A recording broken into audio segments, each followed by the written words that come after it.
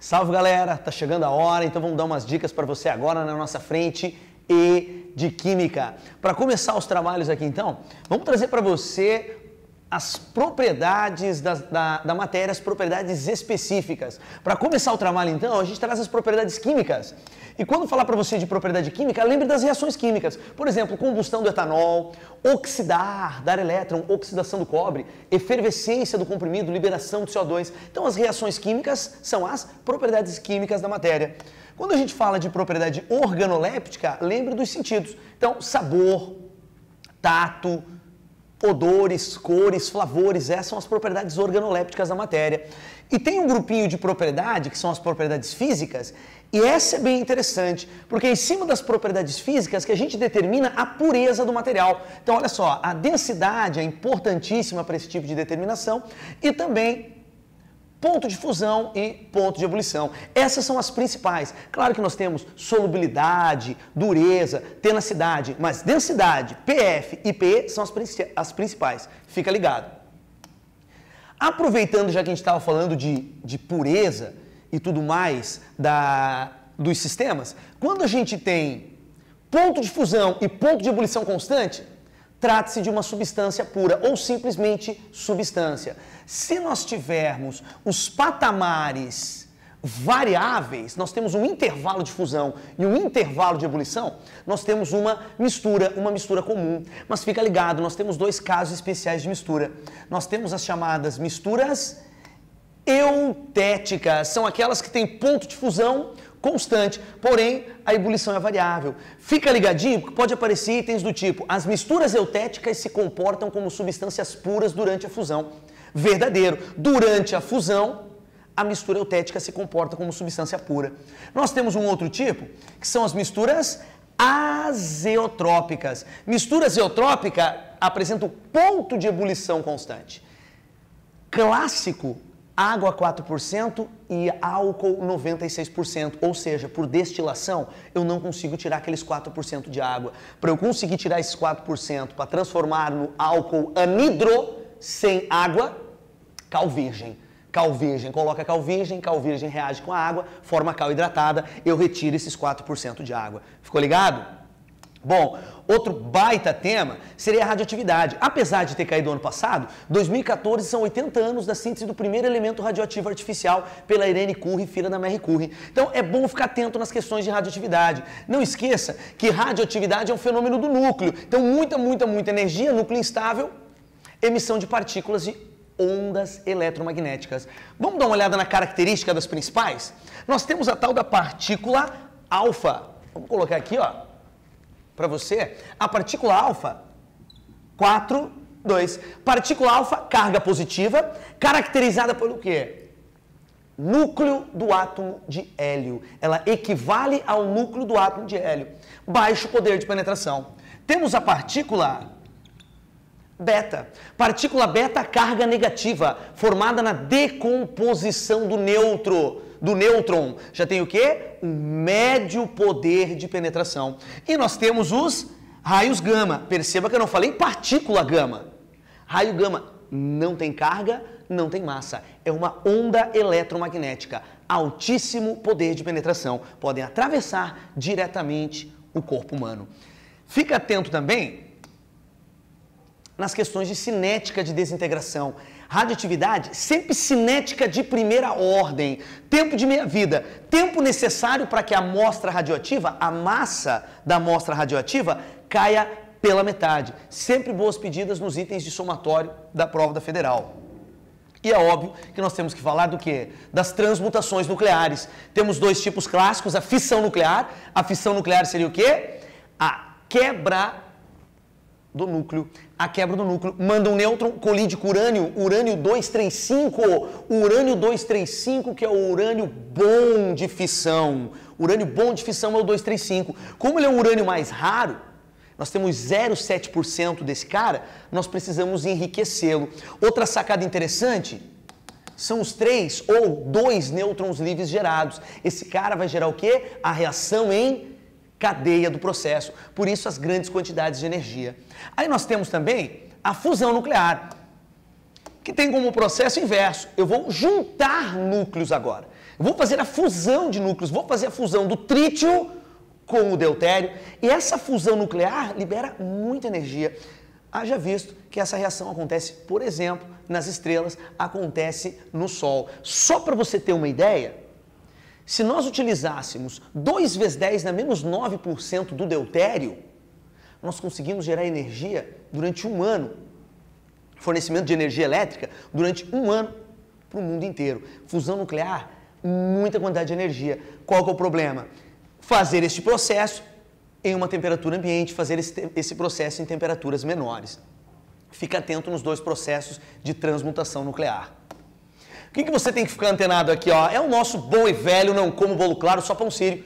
Esse esquema que a gente debateu aí durante o ano todo. É um esquema bem interessante para você treinar o quê? A nomenclatura dos compostos, especialmente dos ácidos aqui, ó. Então você vai ganhar quem? Você vai ganhar os ácidos que terminam em ico.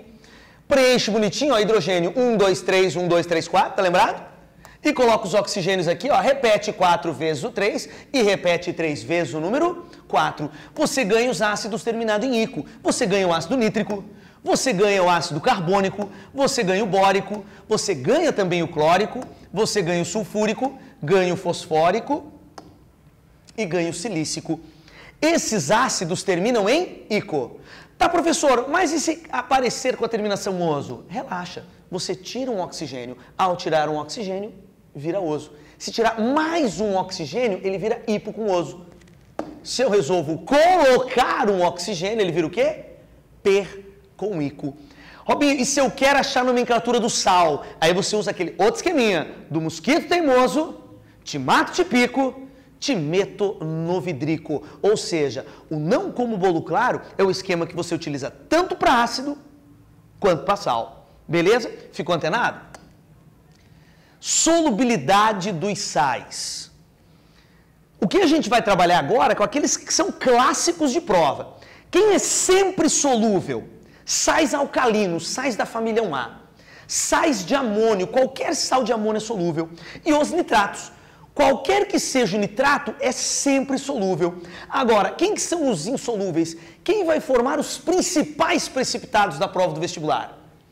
A GCl, Caco3, Caso 4 e Baso 4. Cloreto de prata, carbonato de cálcio, sulfato de cálcio, sulfato de bário. Os 4 principais precipitados da prova do vestibular. Eu quero agora toda a tua atenção aqui, ó, nessas exceções clássicas de prova. Trago para você o ácido hipofosforoso e o fosforoso. Por que você tem que ficar atento nesse carinha aqui, ó? Ele tem 3 hidrogênios, mas só um é ionizável, então ele é um monoácido. Esse também tem 3 hidrogênios, mas só 2 são ionizáveis, ele é um diácido. Qual que é a tensão que você tem que ter no ácido carbônico? Se você fizer aquela continha do esqueminha, ó, 3 menos 2, isso aqui dá 1. Lembra? Oxigênio menos H+, isso aqui vai dar 1. Então esse ácido é o quê? Moderado? Não, peraí, esse não é moderado. Esse é o quê? Fraco. Tanto que ele se decompõe em água e CO2. Falou em ácido carbônico, decomposição o quê? Água e CO2. Hidróxido de amônio, a única base molecular da prova do vestibular. Essa base, ao contrário das outras, não sofre dissociação. Ela sofre o quê? Ionização. Óxido de zinco, óxido de alumínio. 2 clássicos, óxidos anfóteros, tem comportamento duplo, tem comportamento tanto de ácido quanto de base, dependendo de quem eles reagem. E esses 3 que são os 3 óxidos neutros da prova: monóxido de carbono, monóxido de nitrogênio e monóxido de dinitrogênio. Esse aqui também conhecido como óxido nítrico, e esse aqui como óxido nitroso. São os 3 óxidos neutros da prova. Fica ligado. O que a gente tem agora? A classificação das reações. A classificação das reações, ela pode ser de adição e de decomposição para a gente começar. Então, olha só, 2 formando 1, adição. 1 se decompondo em 2, decomposição. Reações de simples troca ou deslocamento. Primeira coisa, somente brilhante trabalhando. Reação de simples troca sempre é uma reação de oxirredução. Sempre de oxirredução. Qual que é o cuidado que você tem que ter? Que a substância que é simples, o cara que está sozinho tem que ser mais reativo do que quem está acompanhado, para você poder fazer o quê? O deslocamento. Então, por exemplo, o C é mais reativo que quem? Que o A. Então, o que você tem agora? BC, e você tem quem sozinho agora? Você tem o A sozinho. Então, sacada, sempre a substância simples precisa ser mais reativa do que um dos elementos da substância composta. Reações de dupla troca. 3 condições de ocorrência para uma reação de dupla troca. Primeira condição de ocorrência, mostrei para você aqui uma reação de neutralização.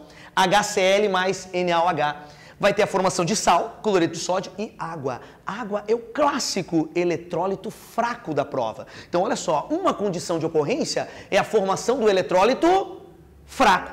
Nesse caso, água. Na segunda reação, vamos ver a segunda condição de ocorrência? Formação de um gás. Carbonato de sódio mais ácido clorídrico. Essa reação vai ter a liberação de gás carbônico. Fica atento na dica. Carbonatos, bicarbonatos, ao reagirem com ácidos, sempre vão liberar CO2. Então, dica, falou em efervescência? Procura um carbonato, procura um bicarbonato na reação. E a terceira condição de ocorrência é a formação do PPT, é a formação do precipitado. E nitrato de prata com cloreto de sódio forma o quê? Forma HCl. Tá lembrado alguns slides atrás? Eu mostrei para você os principais precipitados.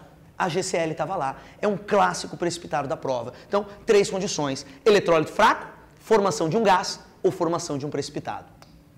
Caímos no campo do nosso ouro negro agora. Falamos do petróleo aqui, ó. Lembre que para separar os componentes do petróleo, nós usamos o quê? Uma destilação fracionada. Compostos de menor massa molar saem aonde? Saem no topo da cadeia, são os mais voláteis. Outro processo interessante é que se a gente pegar a gasolina como principal fração da destilação, para você aumentar o rendimento dela, a gente usa um processo chamado de craqueamento catalítico. O que seria isso? Pegar um molecão e partir em moléculas menores. Então pega uma fração maior, diminui em frações, coloca em frações menores. Esse processo aumenta o rendimento de 15% até 45% de gasolina. Então você aumenta a quantidade da gasolina, ok? Fica atento nas outras fontes de compostos orgânicos. Trago para você o gás natural. Alto poder calorífico, menos poluente. Predomina quem? Predomina o metano. Encontramos geralmente gás natural como um bolsão acima do petróleo. Em cima da bacia petrolífera aqui, ó, você tem um bolsão de gás natural. Só que tem uma outra forma de você também encontrar metano na prova. Biogás, fica atento. Ótima pedida, inclusive caiu na prova da UDESC agora no final do ano. Fica atento no biogás. Decomposição anaeróbica da matéria orgânica. Também predomina metano. Também o predomínio de metano. O que acontece? Restos de folhas de vegetais, serragens, especialmente o quê? Fezes, olha só o nosso porquinho aqui de novo, olha só. Fezes dos porcos. Isso aqui também é o quê? Riquíssimo pro biogás. Outras formas de aparecer o metano na prova. Gás do lixo, gás dos pântanos e fica atento. 30 anos da tragédia de Uruçanga, Grisu, mistura explosiva metano mais oxigênio das minas de carvão. Pouquinho de bioquímica para você? Vamos falar dos aminoácidos? Aminoácido função mista, amina e ácido, por isso o caráter anfótero dela. Outra característica bem importante dos aminoácidos é que a grande maioria deles tem atividade óptica, apresentam carbono quiral. Uma exceção é quem? A glicina, ok? A junção desses aminoácidos forma o quê? Forma as proteínas, através das ligações peptídicas. Não esqueça que tem eliminação de água. Logo, se tem eliminação de água, tem eliminação de substância inorgânica, proteína é polímero de condensação. Carboidratos. Tem um esqueminha para você aqui dos carboidratos. Olha só, nós temos as óses e os osídeos. Óses não sofrem hidrólise. Monossacarídeos. Glicose, frutose, galactose. Osídeos sofrem hidrólise e podem ser os polissacarídeos e os oligosacarídeos. Principais oligosacarídeos da prova. A sacarose, maltose são exemplos clássicos e lactose, exemplos clássicos de oligosacarídeos. Para ser mais preciso, são disacarídeos. E os polissacarídeos da prova? Os polissacarídeos clássicos, amido, celulose, glicogênio. Não esqueça que para a formação desses polissacarídeos vão ser N moléculas de glicose. Bacana?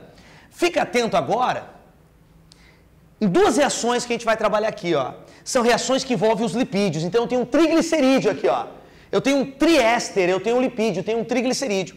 A reação com a soda cáustica forma o que? O sabão. O sabão é o quê? É o nosso salzinho, é o salbão. O sabão é um sal de ácido graxo. Quem que é o meu subproduto? Glicerol. Qual que é um caráter interessante do sabão aqui, ó? É o caráter que ele tem de ele ter uma parte o quê? Hidrofílica e uma parte hidrofóbica. O sabão é um tensoativo. Ele quebra a tensão superficial da água, as pontes de hidrogênio que mantêm as moléculas de água unidas. A parte polar hidrofílica interage com a água. A parte apolar hidrofóbica interage com a gordura, ok? E outra reação muito importante com lipídio é a chamada transesterificação, que é a formação de biodiesel. Novamente pegamos um triéster, pegamos o triglicerídeo e agora reagimos com álcool, etanol ou metanol. Em meio ácido ou básico, vai formar também o glicerol. Atenção, glicerol, subproduto, fabricação do sabão, fabricação do biodiesel. E aqui está o biodiesel. O que é o biodiesel? Biodiesel é uma mistura de ésteres. Fica atento, porque os links com química ambiental estão sempre presentes na prova de química. Beleza, pessoal? Sucesso sempre. Um abraço. Boa prova.